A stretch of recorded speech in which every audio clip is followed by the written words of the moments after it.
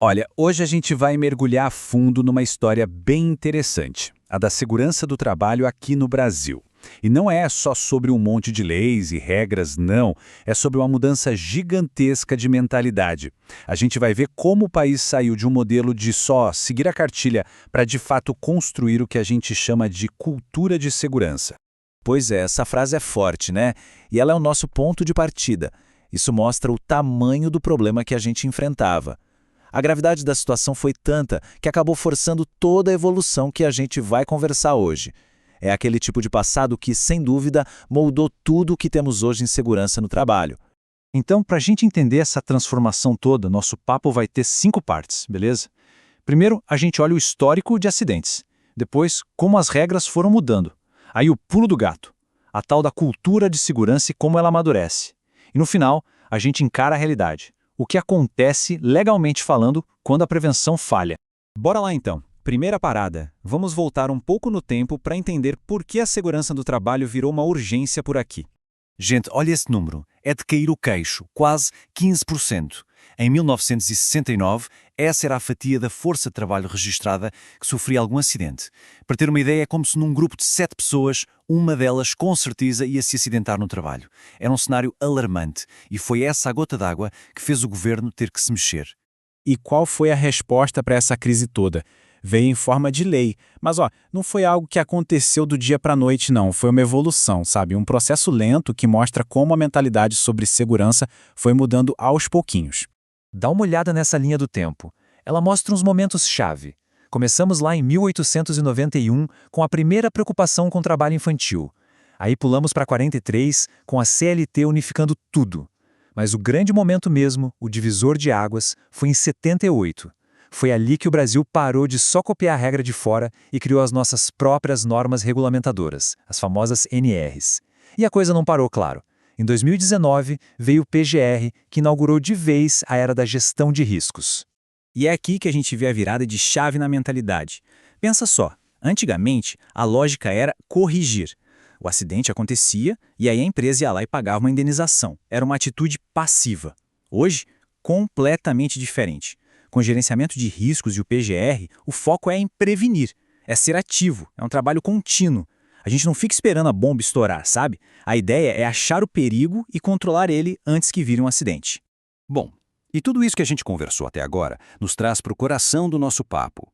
Porque segurança de verdade não é só sobre ter um livro de regras. É algo muito, mas muito mais profundo.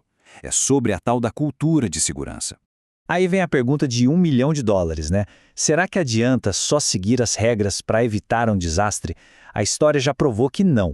Mesmo com um monte de procedimento no papel, se a cabeça das pessoas não estiver no lugar certo, a tragédia pode acontecer. E o grande alerta para o mundo todo veio com Chernobyl, em 86. Quando foram investigar, viram que o problema não era só técnico, era cultural.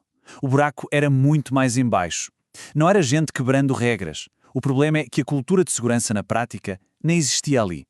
Foi depois desse desastre que o termo cultura de segurança entrou de vez no vocabulário de todo mundo. Tá, mas o que é essa tal de cultura de segurança final? Pensa assim, é o jeito que todo mundo na empresa, mas todo mundo mesmo, do chefe ao funcionário da linha de frente, pensa e age sobre segurança no dia a dia. Não é um manual que fica na gaveta. É um conjunto de valores, de atitudes, é o que a galera realmente faz quando ninguém está olhando. E para visualizar isso, tem um modelo bem legal, o Triângulo da Segurança. Ele é simples. Para ter uma cultura forte, você precisa de 3 coisas funcionando juntas. As pessoas com que elas sabem e a vontade de fazer certo. O ambiente, ou seja, os equipamentos, os procedimentos e o comportamento, que é o que as pessoas fazem na prática. O mais interessante é que se você mexe em uma ponta desse triângulo, as outras 2 também sentem o impacto. Só que, claro, criar uma cultura dessas não é mágica, não acontece do dia para a noite. É uma jornada mesmo, um processo de amadurecimento. E, olha só, existem até uns modelos para ajudar a gente a entender essa evolução. Uma das ferramentas mais famosas para isso é a tal da curva de Bradley, e a ideia por trás dela é genial de tão simples. Quanto mais forte a sua cultura de segurança fica, mais a taxa de acidentes despenca. Uma coisa está diretamente ligada à outra. Vamos passar por esses estágios. O primeiro é o reativo. A mentalidade aqui é, acidentes acontecem, faz parte. Depois vem o dependente. A galera segue as regras, mas porque o chefe mandou. A coisa começa a mudar de verdade no estágio independente. Aqui cada um pensa, a minha segurança é minha responsabilidade. E o topo da curva, o sonho de consumo, é o interdependente. Aqui a mentalidade é de time. Eu cuido de você, você cuida de mim, nós nos cuidamos.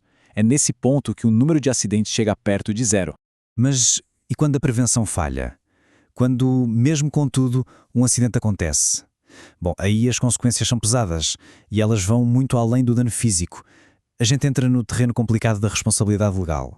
Na parte civil, que mexe com indenização, tem basicamente dois tipos de responsabilidade. A primeira é a subjetiva. Nela, para a empresa ser responsabilizada, alguém tem que provar que ela teve culpa, que foi negligente. Já a segunda, a objetiva, é diferente. Ela vale para atividades que são perigosas por natureza. Nesses casos, a culpa da empresa é praticamente automática se um acidente acontecer. O risco já era dela desde o início. E a coisa pode ficar ainda mais séria, viu? Pode sair do cível e ir parar na esfera criminal. Aí a gente está falando de crimes de verdade. Homicídio culposo se a negligência causar uma morte. Lesão corporal. Omissão de socorro.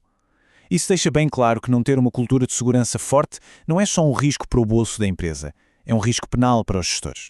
E tudo isso nos traz a uma reflexão final que é crucial. Pensa comigo. Qual a diferença entre prioridade e valor? Prioridades mudam o tempo todo, não é? Se o dinheiro aperta, a prioridade de hoje vira a última da fila amanhã. Agora um valor é inegociável. Ele define quem a organização é. E essa jornada toda da segurança do trabalho no Brasil mostra exatamente isso. Para proteger vidas de verdade, segurança não pode ser só mais uma prioridade na lista. Tem que ser um valor. Um valor fundamental, que não se mexe, não se discute.